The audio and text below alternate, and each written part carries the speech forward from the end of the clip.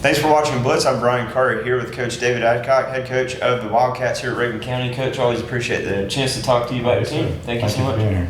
Absolutely. Now talk about, I don't want to dwell too much on the past because, that'd be disrespectful to this season, but how much of last year's surprise Elite Eight run for you guys kind of fuels the fire heading into this year?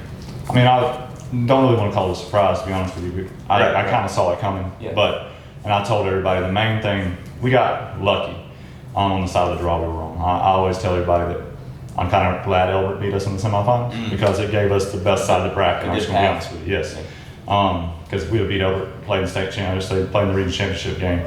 We'd either had Pace Academy or luck, and nobody's going to match up very well with them, not in AA basketball. So, like I said, I was kind of not happy that we weren't playing for a region title. At the same time, I'm like, that kind of cleared a path for us to make it to the Elite Eight, even the Final Four. And we had a team that had been working hard with the way football ended last year, not getting them back to December 21st. I mean, that's a long time not to be able to.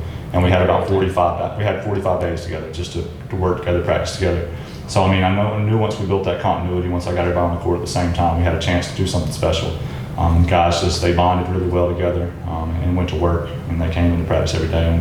And we made a run. We played great basketball down the stretch. We had a chance at Thomasville. I mean, if I feel like we would have played a better first quarter, we actually probably could have made the Final Four. We had nothing for Pace Academy, but we could have made the Final Four.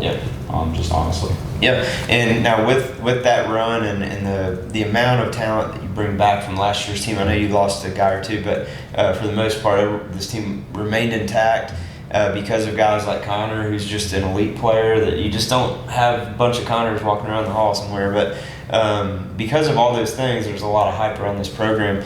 Is that something that you've had to address with the team early on, that, hey, we have all this going for us, but we need to remain humble and focused on the task at hand? Or does that even need to be said with this group? No, I make sure I make it a point. I mean, it doesn't need to be said, but it's said.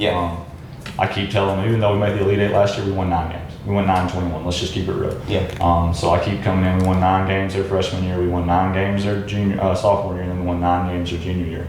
So I keep coming in and saying, guys, we're a 9-win team. I don't care what we did last year. I don't care how we finished last year. We're still a 9-win team until we prove otherwise. We got some very lofty goals, some very lofty aspirations for this year, but at the same time, we have not proved ourselves yet. I mean, we did a good job of winning games last year down the stretch, but at the same time, that's the way I view it and the way I address it every day at practice. With that being said, I mean, we return a lot. I've got 4 kids that have started since they were sophomores. Gus has started since he was a freshman.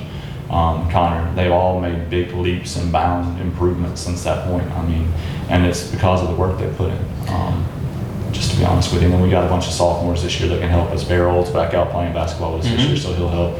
And then just Clayton Dixon, Grayson Carver. I mean, we just have a bunch of very good senior leadership that just helps with this good core group of sophomores and juniors that we have as well. Absolutely, and like you said, it kind of takes, with most boys basketball teams, it takes a little while for them to get full force, especially if they have a successful football season. So you're off to a 4-3 start, which is still respectable. Best start we've ever been on. Not ever, but the best start we've been on the last 5 or 6 years, to be honest with you. What are the biggest, if you could pick one key area that you feel like this team needs to improve on the most, and then maybe one that they're just thriving in right now? I mean, the main thing is we just got to continue to get better daily. Like I told my kids, I could care less about winning a game in November or December. I don't care.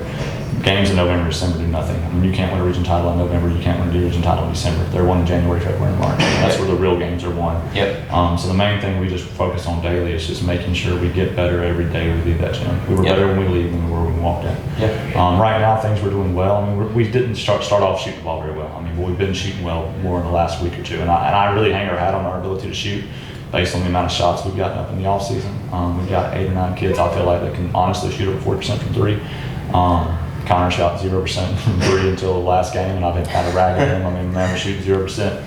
But I mean, and him and Gus have just been putting in the work in the gym. I mean, senior-wise, they've been just getting up shot after shot after shot after shot. So it's one of those things I just felt like we'd be doing a very good job of this year. Cooper Welch has run leaps and bounds. I mean, he had 6 threes last game.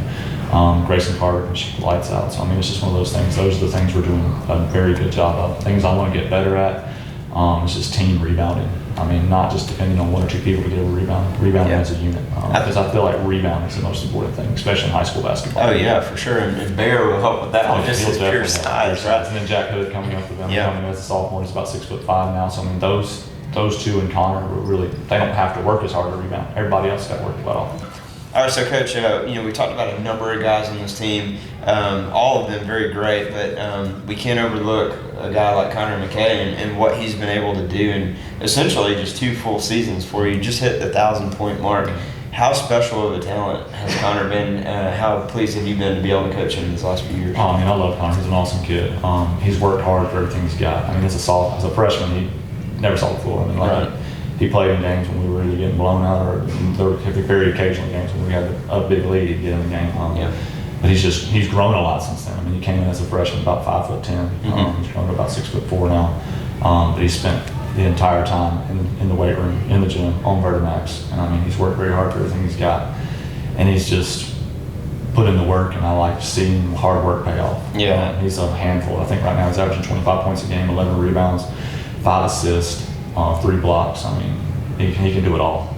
But we got a couple players on this team just like that. But at the same time, I mean, he's just got that elite athleticism that's hard to defend at this level. Oh, absolutely. And it really helps to have him on our team, to be honest with you. I'm glad we're not playing against him. I'm glad he's with us. Oh, absolutely, yeah. Now, fair or not, with all the, again, going back to the hype that surrounds this team in terms of talent and Connor being a part of that, as well as anyone, every night, everyone's like, hey, we're going to beat Rabun County. Teams are highlighting you on the schedule, circling you. So, what is the message that you deliver to your guys about there can't be a letdown, there can't be a game where we go out there and just think that we're going to easily walk through an opponent? Kind of just goes back to what I said earlier. I keep telling them that we're still a 9-win team. Yeah. I mean, we are, honestly. We have not proved otherwise. Yeah. We've not proved otherwise. Yeah. We're 4-3 right now. We got a winning record for the first time, I think, now in about 5 or 6 years since the last time we had a winning record. So it's just continuing to harp on that and say we haven't proved ourselves otherwise.